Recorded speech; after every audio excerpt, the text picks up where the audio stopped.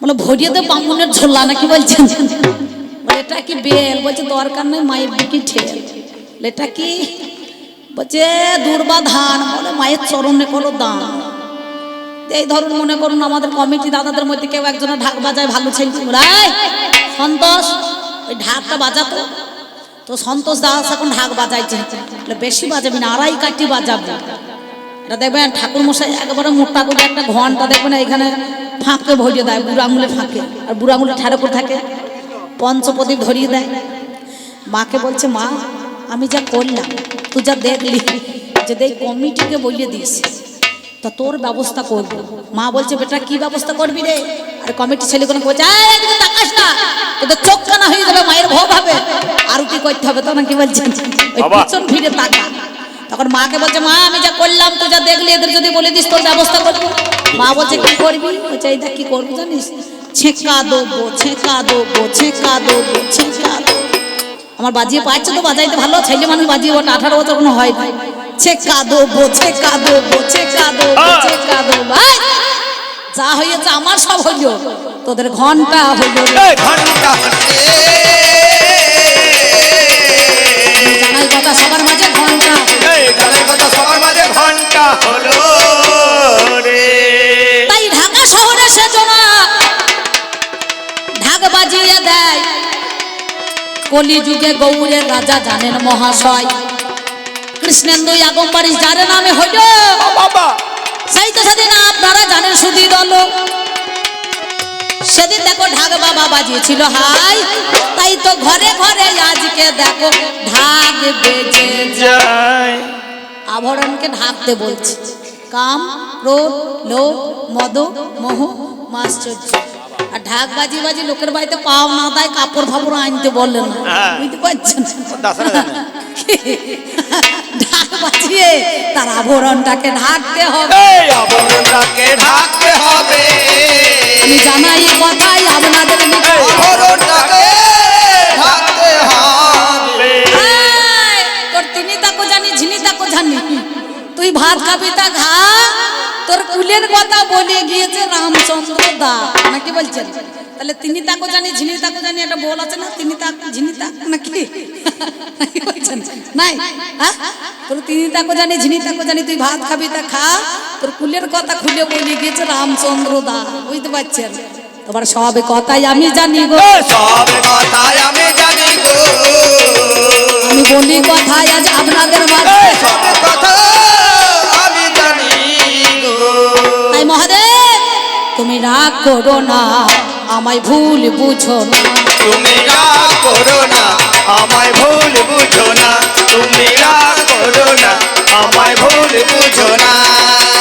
অকারণে মনে যেন, অকারণে মনে যেন ব্যথা পেও না, তুমি রাগ করো না, আমায় ভুল বুঝো না, তুমি রাগ করো না, আমায় ভুল বুঝো না, তুমি রাগ করো না, আমায় ভুল বুঝো না, তুমি রাগ করো না, আমায় ভুল বুঝো না, তুমি রাগ করো না, আমায় ভুল বুঝো না, তুমি রাগ করো না, আমায় ভুল বুঝো না।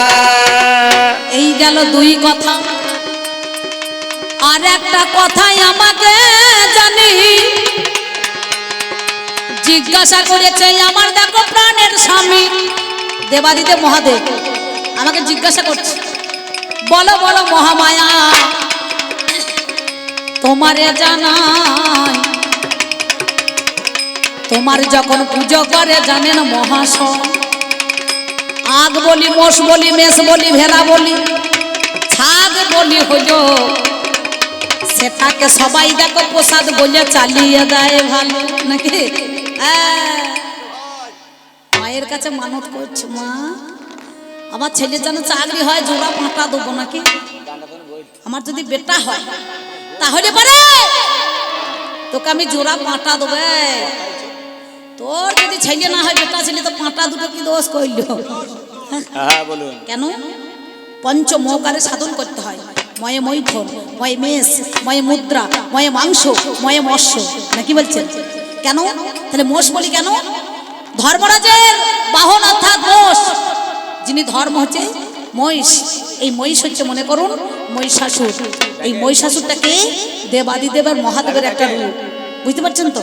তাহলে সেই মহিষাসুর নিজের ধর্ম, নিজে কেউ বাবা বিচে খাবে না, নিজে কেউ বাবা বিচে খাবে না, নিজে কেউ বাবা বিচে খাবে, নিজে কেউ বাবা বিচে খাবে না। আগেকার দিনে মোষ বলি হতো, কত দিনে নরবলি হতো। এখন মানুষের নরবলি বড় বন্ধ করে দিয়েছে নাকি? এখন নিত্য নিত্য নরবলি হয়। আমাদের যোগাদ্দা মা ছিল, ওই এখনো আছে ক্ষীরগ্রামে, সেইখানে বর্ধমানে মোষ বলি এখনো হয়। দেখবেন আদিবাসীরা নিয়ে চলে যায়। তাহলে নিজের ধর্ম নিজে কেউ খাবে না। আর পাঁঠা বলি, কামরূপী পাঁঠাকে বলি দেওয়া হয়। মা যদি সত্যিকারে পাঁঠা খেত তাহলে ভক্তরা কি বলি দিত, ভক্তরা কি বলি দিত। আমি জানাই কথা বাবা আপনাদের, ভক্তরা কি বলি দিত। ওই জন্য আমার কেন মদ মাংস ছাড়া পূজা হবে না। চৈত্র মাসের দিনে যখন শিবের গাজন হয় তখন কি করে লাগে না? কি বলছেন? পাঁটা কাটা হয় না চরকের সময়? তুমিও তো পাঁটা খাও, তাই বলে তুমি কি পাঁটা খাও? তুমি তো বৈষ্ণব লোক, তা তোমার পাঁটা হয় কেন? খাই কেন? কেন বলুন তো? না লোক কুটুমকে রাখার জন্য এই যে কুটুম নেমন্তন্ন করেছে, কয়েকদিন ধরে তারা বসে থাকে, তাদের মুখে স্বাদ ফেরাবার জন্য ওই পাঁটা বলি দিতে হয়। এখনকার দিনে পোস্ত 2000 টাকা কিলো আসতে, এখনকার দিনে পোস্ত 2000 টাকা কিলো। নতুন জামাই যদি আসে 250 পোস্ত এনে বেচে বড়া করে দিলে খাবে? আর খাসির মাংস 800 টাকা কিলো, 1 কিলো নিয়ে এসে খাওয়ান। ওরে বাবারে চরম খাতির করছে শ্বশুর বাড়ি গিদ্দের কত কে মায়েরা, হ্যাঁ কি না? পোলট্রির দাম কত? 200 টাকা কিলো। যদি যতই দর বাড়ুক, তাহলে যদি পোলট্রির মাংস এনে না থাকতো, আর যদি 60 মালের বোতল না থাকতো, কুটুমের মান সম্মান রাখা যাইতো? কি বলছেন? আমি মাংস খাই, আমি আবার কোথা খাই? দাও মা, টাকা সব একবারে দিয়ে দাও, আমি আর বেশিক্ষণ থাকবো না, দাও সব আমাকে দিয়ে দাও। হ্যাঁ বেশিক্ষণ, হ্যাঁ একদম একদম, ওই তো কুল মিষ্টি বলে আটটি সত্যি গিলে খেলে হবে, শোনা দাও, গাঁথা হবে, সব গাঁথা হবে, হারে দাও, এই মালাই দাও, গাঁথার আবার জায়গা না, টাকা মেলা গাঁথার জায়গা সুন্দর। তাই বলছি শোনো, তোমায় আর এক কথা ভাবের বাজার আমি বলে যাই,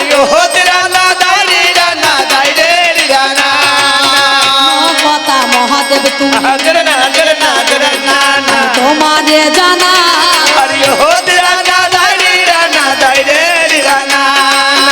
ভাবের কথা সবার মাঝে গো,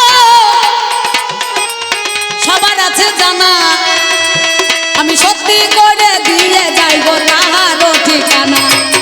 কি বলিব মহাদেব গো এবার কথা বলি, শোনো কথাই আজকে তুমি আমার কথা বলি। তুমি যতবার বিপদে পড়েছো, আমি বিপদ তারণী হয়ে তোমাকে রক্ষা করেছি। কোন দিন জানো? একদিন সমুদ্র মন্থন হয়ে গেল, কত ভালো ভালো জিনিস উঠিল, দেবতারা ভাগ নিয়েছিল, লক্ষ্মী ওঠে নিল নারায়ণ,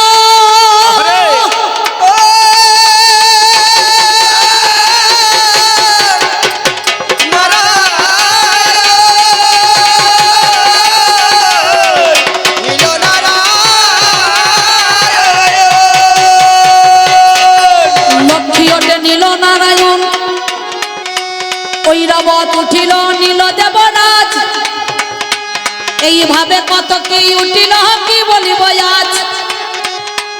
অবশেষে উঠিল সুধা নীলচন্দ্র দে, এই সবে খবর কিন্তু পাই নাই মহাদেব। নারদ তখন হন্তদন্ত হয়ে শিবের কাছে গেল, গিয়ে বলছে মামা তুমি খবর রাখো নাই ভালো। মামা গো সাগর মন্থন হইল, কত ভালো ভালো জিনিস নিল, দেব তারা ভাগ নিয়ে নিল, তুমি হইলে আদি দেবী খবর নাহি দেয়, তার জন্যে মামা গো মনে বড় দুঃখ হয়। শিব বলে বলো কি নারদ কথা বুঝতে নারী, কি হয়েছে বলো কথা আমায় তাড়াতাড়ি। এমন সময় কি হইল জানেন মহাশয়, সেই সময়ে পুনরায় সাগর মন্থন দাবি যে করায় যাই উঠে গেছে দেখো, পর্বে উঠে গেল। দাও এইখানটা, হ্যাঁ ভালো মেয়ে যাও আবার আনোগা, যা পিসির জন্য আবার আনোগা। তোমার কৃষ্ণপদে মতি হোক। আমি কায়মন বাক্যে প্রার্থনা করছি মায়ের কাছে এই 10টা দিক যেন মঙ্গল হয় নাকি বাবা। আজকেকার শিশু আমাদের কালকে ভবিষ্যৎ। এই ব্যাসটা বেশি বেঁধে গেল। আসুন আমি কি বলিব ভাবের কথা তোমারে জানাই। সমুদ্রে সমুদ্রের তীরে বিষ খাইয়ে দেখো মহাদেবে পড়ে আছে জানি। এমন সময় নারদ মুনি আমার কাছে এসে দেখো চলে এলেন তিনি। মামি সতীর দেবতাপতি জীবনের সার, পুজিতে এসেছো ভাবে চরণ তাহার।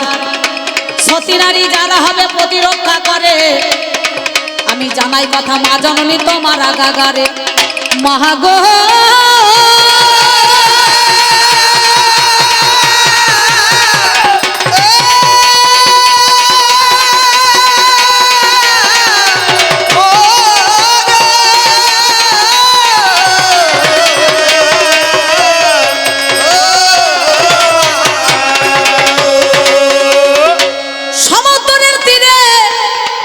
মামা পড়ে আছে হাই, বিষ পান করেছে মামি গো তোমারে জানাই। এমন সময় কি করিল আত্মা শক্তি যে নিজের প্রতি মহাদেব দেখো পড়ে রয়েছে।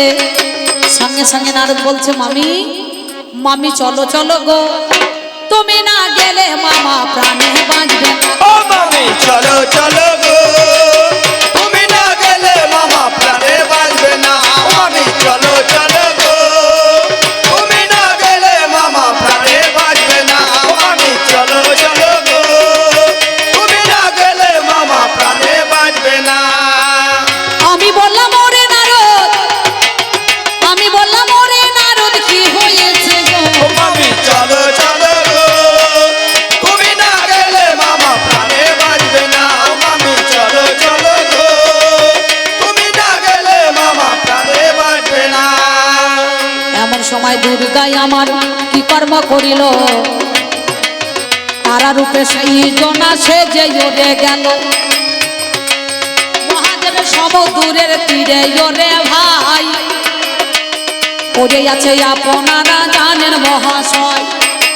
যত্ন সহকারে মহামায়া যে তারে বাবা কোলে আমার তুলে নিল, সে কোলে তুলে নিয়েছে।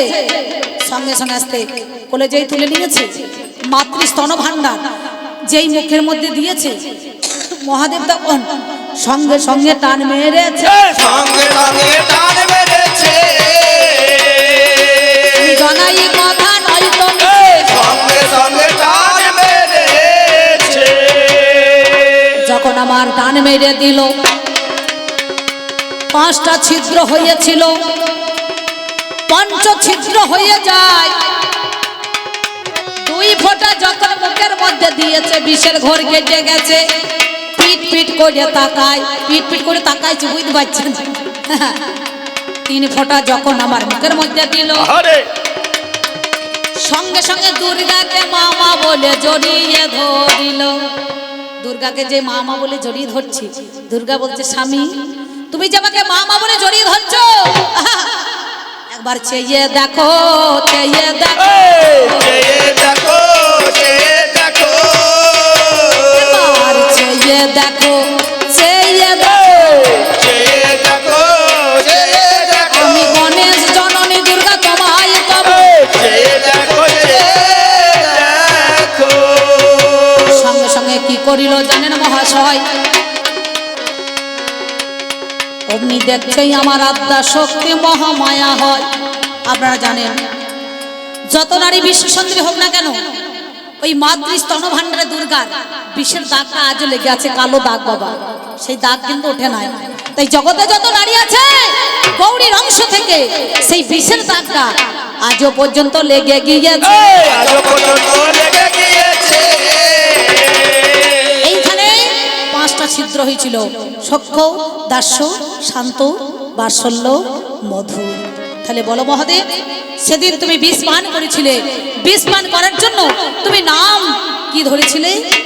ধন্যবাদ দাদা, আমাকে দেন, আমাকে দেন। হ্যাঁ ব্যাস, যান, খুব ভালো, একদম একদম। তুমি তো বিষ পান করবে জয় রাধে, আর একবার বিষ পান করো গা। ঠিক আছে ঠিক আছে। আর এক দিদি ভাই এসে 20 টাকা দিয়েছে, আর এক মা জননী 100 টাকা দিয়েছে, দাদা ভাই 100 টাকা দিয়েছে, আর একটা পিছনে কাকা বাবু 50 টাকা দিয়েছে। সুন্দর বিষ পান করি কেমন জোর দেখেছে, দেখেছেন? হ্যাঁ বাবা, শিল্পীদের কাছে বলবে কিন্তু বাড়ির বউর কাছে বলতে পারবে না। একবার দেখবেন কি হরি বল হরি বল হরি বল ভাবের কথা কি বলিব, ভাবের কথা আপনাদের জানা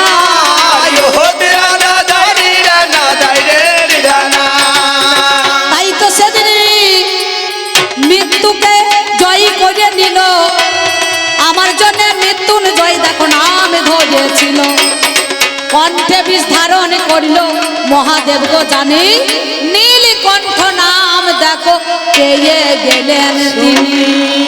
তুমি জানো না, তুমি বোঝো না, জানো না তুমি বোঝো না, তুমি আমার কথা আজ শোনো, জানো না তুমি বোঝো না। তাহলে মহাদেব সেদিন আমি তোমাকে বাঁচিয়ে এনেছিলাম, তুমি আমার জন্য সেদিন বেঁচে গেলে। সুন্দর। আর এক আমার দিদি ভাই 20 টাকা দিয়েছে সুন্দরভাবে। আপনার 20 দিক দিয়ে মঙ্গল হোক, 20,000 টাকা যেন ব্যাংকে ঢুকে পড়ে না, কি বলছেন? কেউ তো জানতে পারবে না। তাই আর একটা কথাই আমি তোমার কাছে গাই গো, আমি তোমার কাছে বলি কথা, আজ শোনোই আমার ঠাই গো। ঠাকুর মশাই যখন পুজো করে দেখবেন একটা মন্ত্র আছে, ওং হ্রিং হ্রিং চামুন্ডা বলে না, ওং হ্রিং হ্রিং চামুন্ডা বলে না বাবা।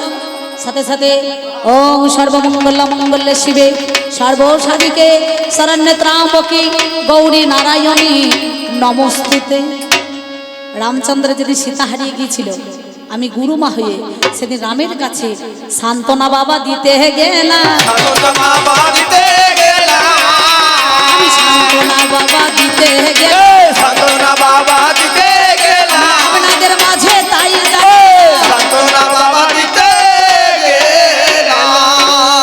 রামকে বলে নারায়ণ, সেই জন্য বলছে নারায়ণী। তাহলে আমি তোমাকে বিপদে সাহায্য করতে গিয়েছি, তুমি অসুরদের আস্তে সুরদিষ্টা নামে একটা অসুর ছিল, মহাদেবের ধ্যান করছে। কোথায়? ওং নম শিবায়, ওং নম শিবায়, ওং নম শিবায়। আসতে গাছের ডালে বসে বসে সেজন বসে বসে দেখছে, যেমন এই যে হনুমান দেখছেন না, হনুমানের পূজা করছে দাদারা। মন্দির সুন্দরভাবে কতজনা দান করেছে, সব দিকে দেখবেন। ওইদিকে আপনাদের কি বলবো, বিহারে উড়িষ্যাতে ওই দেওঘরের ওইদিকে বেশিরভাগ হনুমানের পূজা করে। দেখবেন রামের পূজা কেউ করে না, আর হনুমানেরই পূজা করে না হনুমান। হ্যাঁ, বুক চিরে দেখিয়েছিল সীতা কোথায় রয়েছে, প্রভু রামচন্দ্র কোথায় রয়েছে, তাই না?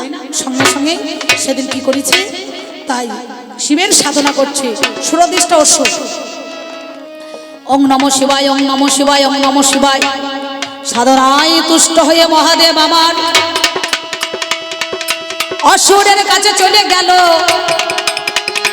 তোমার সাধনায় তুষ্ট আমি আজ হইয়াছি রে ভালো। কি বর চাও তুমি বলো দেখি মরে, সেই সময়ে নারদ মনি চলে গেছে। নারদ বলছে, অসুর মামা যে তোমাকে বর দিতে যাবে, আমার কথা মতন বর চেয়ে নাও। বলে কি বর?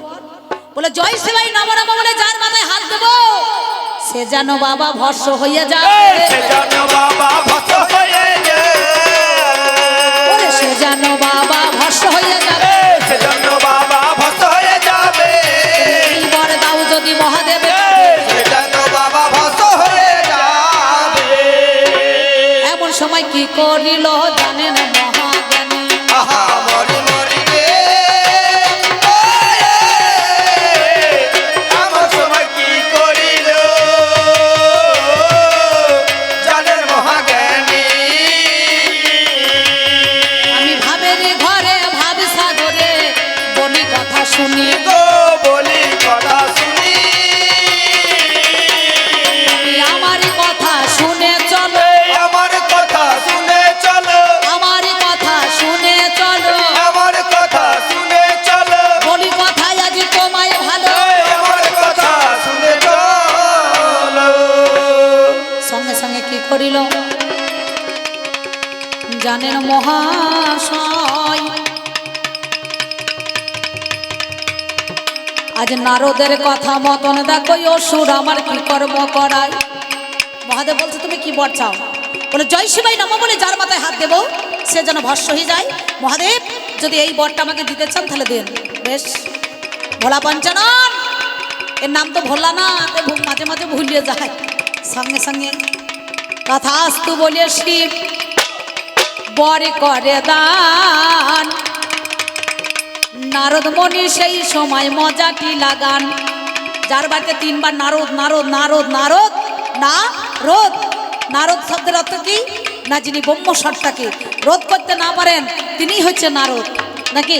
হরি ভজন ভারী মিঠা, হরি ভজন করবি তো ছাঁচার জল মর কোচাতে, ওটা এই ছাইচের জলটা মর কোচাতে বাবা মারতে হবে, মগজাতে বাবা মারতে হবে, আমি জানাই কথায় আমরা মগজাতে বাবা মারতে হবে। সঙ্গে সঙ্গে নারদ মুনির কথা মতন তথাস্তু বলে শিব যেই বর দান করে দিয়েছে, আর যেই বর দান দিয়ে দিয়েছে সঙ্গে সঙ্গে নারদ বলছে অসুর মামার মাথায় হাত দিয়ে একবার বরটা পরীক্ষা করো, কেন আসল মালটা দিয়েছে না নকলটা দিয়েছে। সঙ্গে সঙ্গে মহাদেবকে দেখে বলছে মহাদেব একবার তোমার মাথায় হাত দিয়ে পরীক্ষা করব। মহাদেবের তখন ভয় হয়ে গিয়েছে বাস, সঙ্গে সঙ্গে গিয়ে কৈলাস পর্বে মেলা হনুর দল ছিল, হনুর দল এই হনুমানের দল, হনুর দলে হনু সেজেছে, হনুর দলে হনু সেজেছে, হনুর দলে বাবা হনু সেজেছে, হনুর দলে বাবা হনু সেজেছে, হনু হইয়া দেখো বসে পড়ে, হনুর দলে হনু সেজেছে। সবাই খোঁজাখুঁজি করছে মহাদেব কোথায় গেল কোথায় গেল। তখন সব কিন্তু লোমে ঢেকে গিয়েছে, কিন্তু কপালের চোখটা ঢাকতে পারে না, পেটটা মোটা আছে লাউর মতো বুঝতে পারছেন, কিন্তু লোমে তো ঢাকা বোঝা যাচ্ছে না, ত্রিনয়ন নয়ন সঙ্গে সঙ্গে কিন্তু সে ঢাকতে পারে না। নারদ বুঝতে পারছে মালাই ফাঁকে ঢুকে পড়েছে বুঝতে পারছেন, এবার বার করতে হবে তো, তো বার কি করে করা যায়, সঙ্গে সঙ্গে আপনারা কি জানেন না কেমন করে বার করতে হবে। ছুটতে ছুটতে নারদ তখন আমার কাছে গেল, আহা মরি মরি রে, ছুটে ছুটে নারদ যখন আমার কাছে গেল, ওরে আমারই কাছে গিয়ে নারদ দাঁড়িয়ে পড়িল, দাঁড়িয়ে পড়িল, জানাই কথায় আপনাদের ভালো, এই জামাই কথায় আপনাদের ভালো, জানাই কথায় আপনাদের ভালো, এই জানাই কথায় আপনাদের ভালো, জানেন যত সুদী দল, জানাই কথায় আপনাদের ভালো। বলছে মা শোনো, ওই যে অসুরকে বর দিয়েছে, অসুর তো সুযোগে পেয়ে মামাকে তো আসতেই দিচ্ছে না, মামা গিয়ে দেখো গা ওই হনুমান সে যত ধনুর দলে ঢুকে পড়িয়েছে। সঙ্গে সঙ্গে কি করিল এই দেবী চণ্ডিকা জানি সেদিন এমন একটা রূপ ধারণ করেছিল জানেন মহাজ্ঞান, কি রূপ, মোহিনী রূপ ধারণ করে, ত্রিভুবন মোহিনী রূপ ধারণ করে। ওই জন্য নারীদের কাছে আছে মোহিনী, এমন এমন ছেলেরা দেখবেন মেয়ে ছেলে কালোই হোক আর ধলই হোক একবার কিন্তু চেয়ে দেখতে হবে নাকি বলছেন, হ্যাঁ তার বদন পানে তাকায়, ওই নারীদের কাছে মোহিনীটা দেওয়া আছে। এই মোহিনী রূপ দেখে ধারণ করে দুর্গা দেবী হয় অসুরের কাছে গিয়ে সেজন্য দাঁড়ায় পাগল রে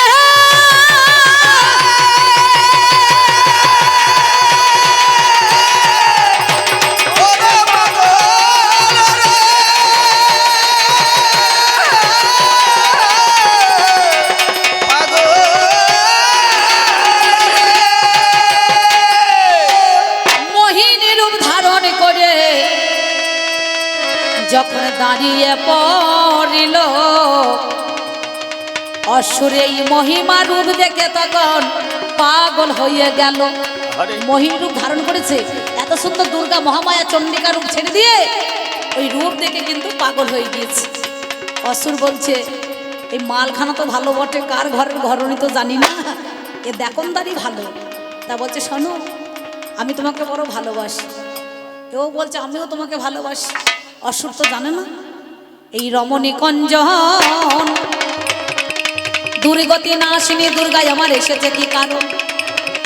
দুর্গা বলছে তোমাকে বড় ভালোবাসি, তোমাকে পেয়ে আমিও খুশি, তবে একটা কথা বল, যদি সেই কথাতে দিতে পারো আমার কথার সই। অসুর বলে কি বা কথা বলো দেখি মোরে, আমি তোমার কাছে বলছি কথা আজকে আগাগারে।